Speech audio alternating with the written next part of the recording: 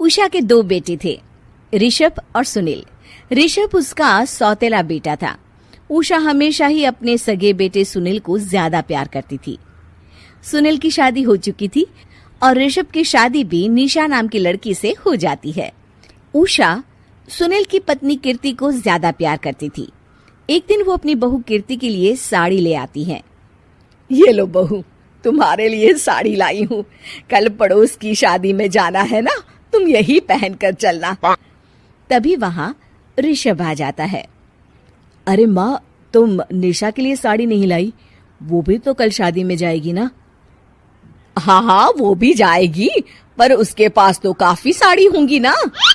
अभी अभी तो शादी हुई है तुम दोनों की, तो उसी में से कोई पहन लेगी वो। ऋषभ ये सुनकर उदास हो जाता है। तब निशा कहती है, आप उदास क्यों होते हो जी? सही तो कह रही हैं मम्मी जी। मेरे पास तो बहुत साड़ियां हैं और सारी की सारी नई हैं। मैं उन्हीं में से कोई पहन लूंगी। वो बात नहीं है निशा। माँ मेरे साथ तो सौतेला व्यवहार करती ही थी, पर मुझे लगता था कि मेरी पत्नी के साथ वो ऐसा कभी नहीं करेंगी, पर आज उन्होंने तुम्हारे साथ भी वैसा ही व्यवहार किया। ऋषभ उदास होकर अपने कमरे में चला जाता है। ऋषभ को उदास देखकर निशा को अपनी सास पर बहुत गुस्सा आता है। एक दिन उषा सुनील को कुछ पैसे दे रही होती है। ले बेटा सुनील, ये कुछ पैसे रख ले और बहू को कहीं घुमा लिया। जी मम्मी जी। सुनील वहां से चला जाता है। मम्मी जी, आपने इन्हें तो कभी पैसे नहीं दिए। ऐसा सौतेला व्यवहार आप क्यों करती हैं? बहू, ये किस तरह से बात कर रही हो तुम अपनी सास से? कोई ऐसे सवाल करता है कि अपनी सासू से? सास, अरे जिस दिन से मैं इस घर में आई हूँ ना, आपने तो मुझे अपनी बहू माना ही नहीं। हमेशा कीर्ति भाभी के लिए ही सब कुछ लाती हैं। मुझे तो आज तक आपने कुछ दिया ही नहीं। क्या मैं जानती नहीं कि आप ऐसा क्यों करती हैं? देख निशा, तू अपना काम कर समझी। मेरे से बहस करने की कोई जरूरत नहीं है। तभी वहां ऋषभ आ जाता है। निशा, माँ से ऐसे बात नहीं करते। तुम जाओ अपने कमरे में। हाँ, जा रही हूँ। मुझे भी इनसे बात करने का कोई शौक नहीं है। निशा अपने कमरे में चली जाती है और ऋषभ भी वहां आ जाता है। निशा, तुमने माँ से क्यों झगड़ा किया? क्योंकि आप तो कुछ कहते ही नहीं, बस चुपचाप सहते रहते हैं। किसी को तो आवाज उठानी होगी ना। कोई बात नहीं निशा, तुम गुस्सा मत करो, शांत हो जाओ। निशा रसोई में खाना बना रही होती है। तभी वहां कीर्ति आ जाती है। निशा, तुम मार्केट से ये सामान ले आओ। मैं क्यों जाऊं? आप भी तो जा सकती हो ना। दिख नहीं रहा कि मैं खाना बना रही हूँ? हाँ तो क्या हुआ, खाना बनाने के बाद चली जाना। हाँ, खाना भी मैं ही पकाऊं, बाजार जाकर सामान भी मैं ही ले आऊं। खुद तो कुछ करोगी नहीं, है ना? ओहो, जुबान तो देखो कैसे चल रही है। सुनो, तुम अभी आई हो इस घर में, तमीज में रहो, वरना सासू माँ से कहकर मायके भिजवा दूंगी तुम्हें। हाँ। ओह, हाथ लगाकर दिखाओ मुझे, देख लूंगी। बहुत मनमानी हो गई तुम दोनों की, समझी? निशा लिस्ट कीर्ति के ऊपर फेंक देती है। कीर्ति निशा को मारने आती है तो निशा उसका हाथ मोड़ देती है। मर गई रे, छोड़ मेरा हाथ। आज के बाद मुझसे कोई बदतमीजी की तो अच्छा नहीं होगा। कीर्ति रोते हुए अपने कमरे में चली जाती है। उस निशा चुड़ैल ने मेरा हाथ मोड़ दिया।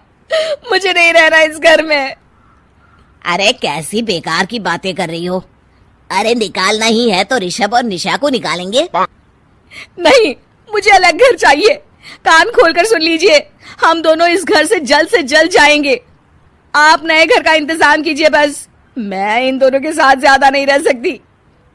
हाँ, वैसे मैं भी कुछ दिनों से सोच रहा था। अच्छा हुआ तुमने कह दिया, मैं माँ को भी बता देता हूँ। माँ, वो क्या करेंगी तुम्हारे साथ जाकर?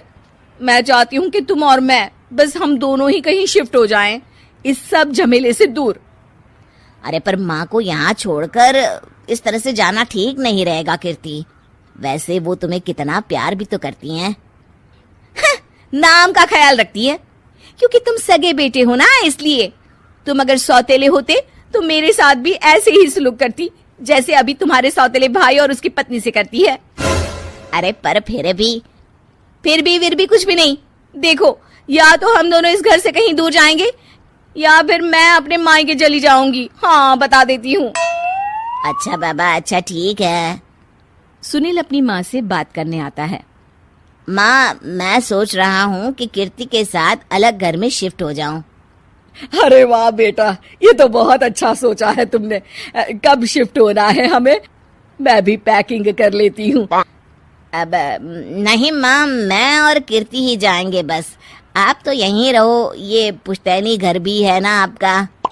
अरे बेटा, तू तो मेरा सगा बेटा है, तू ही मेरे साथ ऐसा कर रहा है।